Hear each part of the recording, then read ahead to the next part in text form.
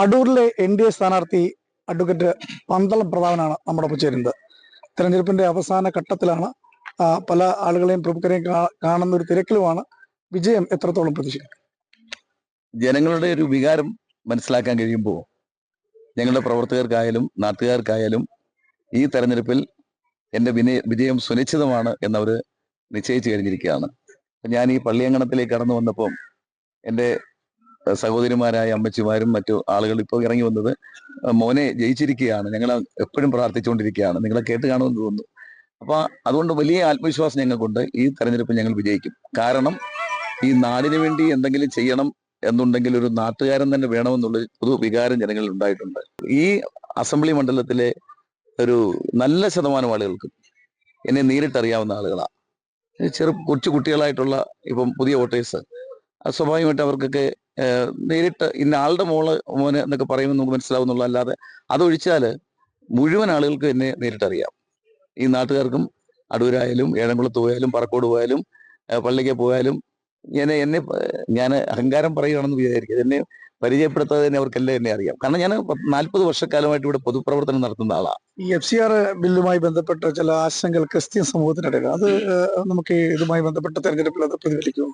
അല്ല, ആശങ്ക എന്ന് പറയുമ്പം സ്വാഭാവികമായിട്ടും ഒരു നിയമം വരുമ്പോൾ അതിൻ്റെ എല്ലാ വിഷയങ്ങളെക്കുറിച്ചും അതിൻ്റെ കണ്ടൻസ് എന്താണെന്ന് 100% മനസ്സിലാകാതെ വരുമ്പം ആശങ്ക ഉണ്ടാകുന്നത് സ്വാഭാവികമാണ്. ആ ക്രിസ്ത്യൻ സഭകൾ ആ ആശങ്ക അറിയിച്ചപ്പോൾ തന്നെ ഗവൺമെന്റ് ബില്ല് അവതരണം മാറ്റിവെച്ചു.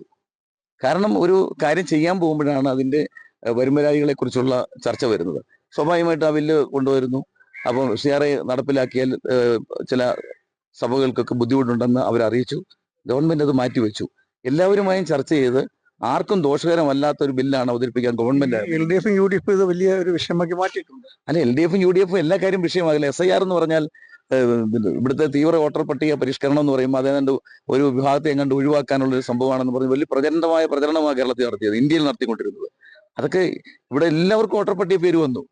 അവരുടെ വോട്ടർ പട്ടിക പേരുണ്ടെന്ന് ഉറപ്പാക്കാൻ എല്ലാ രാഷ്ട്രീയ പാർട്ടിയുടെ ആളിനെയും BLA-മാരായിട്ട് നിയമിച്ചിട്ടുണ്ട്.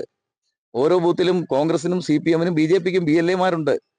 അവർക്ക് തെറ്റുണ്ടെങ്കിൽ ചൂണ്ടിക്കാണിക്കാം, വിട്ടുപോയിട്ടുണ്ടെങ്കിൽ ചേർക്കാനുള്ള സംവിധാനമുണ്ട്. ഇതൊക്കെ ഉള്ളപ്പം വെറുതെ ആളുകളെ തെറ്റിദ്ധരിപ്പിക്കാൻ ഉള്ള ശ്രമം നിരന്തരമായി നടത്തുന്നതിന്റെ ഭാഗമാണത്. അതൊന്നും ഇവിടെ നാട്ടിലുള്ളവരൊന്നും അത്ര മോശക്കാരൊന്നുമല്ല, എല്ലാം വിദ്യാഭ്യാസം ഉള്ളവരാണ് നമ്മുടെ കേരളീയർ. അവരൊക്കെ ഇത് കൃത്യമായി മനസ്സിലാക്കുന്നുണ്ട്. അങ്ങനെ കള്ളം പറഞ്ഞൊന്നും എല്ലാ കാലത്തും ആളുകളെ പറ്റിക്കാമെന്ന് വിചാരിക്കേണ്ട.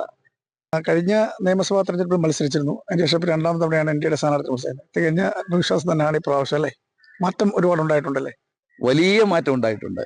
ഇപ്പൊ തന്നെ ഈ നമ്മുടെ ഈ വോട്ടിന്റെ പാറ്റേൺ എടുത്ത് നോക്കിയാൽ തന്നെ കഴിഞ്ഞ പാർലമെന്റ് തെരഞ്ഞെടുപ്പിൽ 38,000-40,000 വോട്ടിന് അനിൽ ആന്റണി ഇവിടുന്ന് പിടിച്ചിട്ടുണ്ട്, ഈ അസംബ്ലിയിൽ നിന്ന് തന്നെ.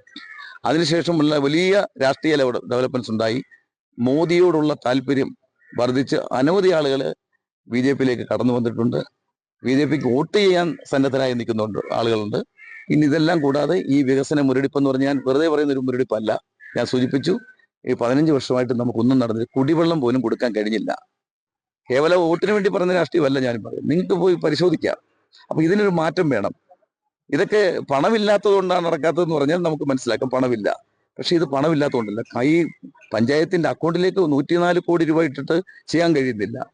8.25 കോടി കൊടുത്ത് അടൂർ നഗരസഭ വേണ്ടാന്ന് എഴുതി കൊടുത്തിരിക്കുന്നു. അപ്പൊ ആ വേണ്ടാന്ന് എഴുതി കൊടുത്തിരുന്ന കത്ത് പഴയ ചെയർമാൻ മാറ്റിയെന്നാണ് അറിയാൻ കഴിഞ്ഞത്. എന്തായാലും പണമില്ല ഇപ്പൊ ഇവിടെ. അപ്പം ഇത്തരം കാര്യങ്ങളൊക്കെ അനുകൂലമായി മാറും എന്നുള്ള പ്രതീക്ഷ ഉറപ്പായിട്ട്. ജനം ഇതൊക്കെ കാണുന്നവരാ, ജനം പ്രതികരിക്കും. അത് ബാലറ്റ് പേപ്പറിൽ കൂടെ തന്നെ പ്രതികരിക്കും. അത് എന്റെ വിജയത്തിൽ തന്നെ ആയിരിക്കും.